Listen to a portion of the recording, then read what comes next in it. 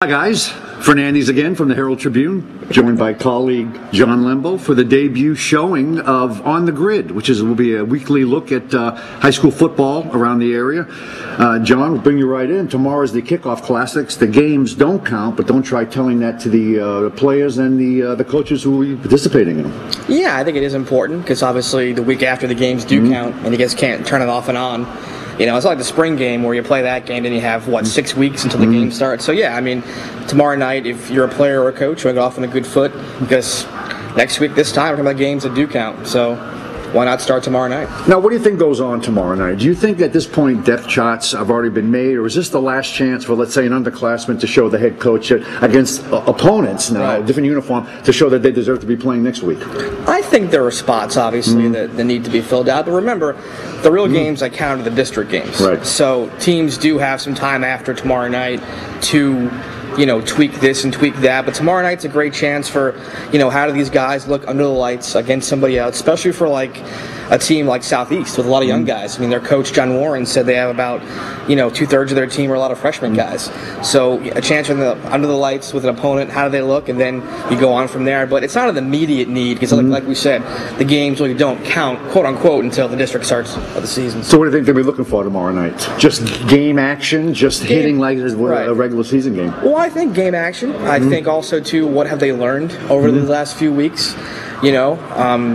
How can they handle if things don't go well? How can you handle a bad series, a sack, a fumble, blown coverage? How do you handle that stuff that in practice you can shake off and move to the next play? Well, tomorrow night there's going to be 1,000 people there, a few thousand people there. There's going to be media there. How do you handle that? I think that's the question. How do they handle their feet in the fire for the first time? We've watched high school football around the area for many, many years, and I'm going to ask you what's going to be different about 2015 that wasn't different about 14 and 13. In other words, are we going to have the same 3 or 4 or 5 teams that are going to be the powerhouses in the area? Well, what's interesting is this is the first year of that new cycle for the districts, and it's a 4-year cycle now. So the thing that strikes me is 7A11 because you have Braden River, Palmetto, and Venice in that district. Those are 3 teams who made the playoffs last season who are poised to do it again, but one team isn't going to go. There's only 2 teams make it. So, it's funny how one of those 3 teams that played so well last season, we know for a fact, isn't moving forward. But yeah, I think, obviously Manatee, Venice, Palmetto, Braden River is moving to that conversation now. And can a team like a Southeast or a Riverview or a Sarasota or a Northport, fight their way in and maybe have that breakthrough season that they haven't had in the last few years? A guy like Kurt Bradley, I know every program would like to emulate what he's done. 1-9, 5-4, district title. You've seen them play. What do you think the secret is up there at Braden River? Well, I think the secret was what he did after the 1-9 season, when he convinced those guys to stay with the program. I mean, we had that story last week. 3 of those guys have now committed to D1 schools. JoJo Lewis, Alex Aguero, and Jacob Hoosman, the quarterback. So I think his greatest coaching maybe wasn't last season, but it was after that 1-9 season to tell the guys, hey, stay with us, give us some time. Because it's tough to work your butt off all week in practice and then go out and give. And those teams got beat. That 1-9 team, they lost by a lot of points. They weren't losing close games. They were getting blown out.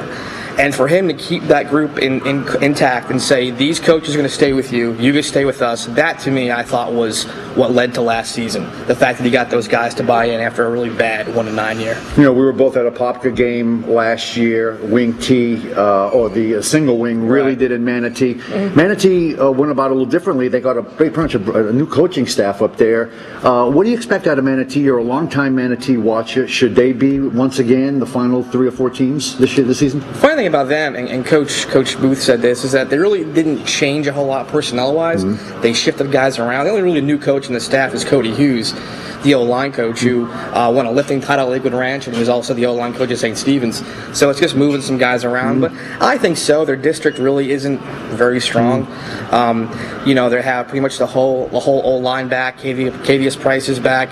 Lorenz Allen's going to help out of the backfield. So they should be okay. I mean, will they be the team that played for a national championship a couple years ago? Maybe not.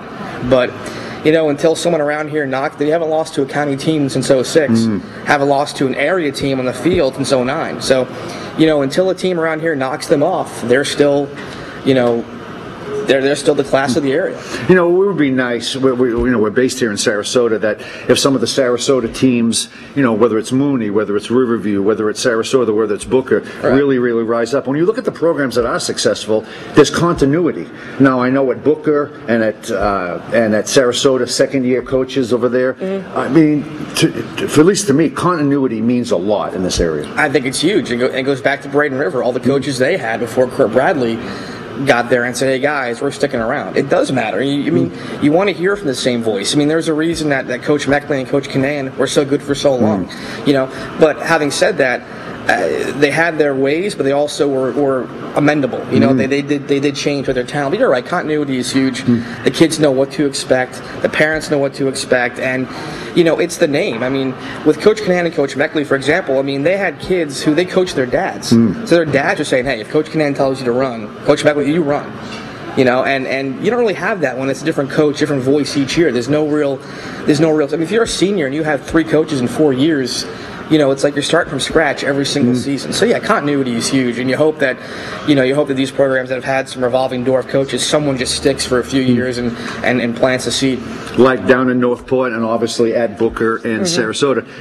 Listen, the games start tomorrow. They don't count, but like we said earlier, don't tell it to anybody participating in them. John and I will be here every week previewing the games, looking ahead, looking at high school trends, and we'll be here every Thursday.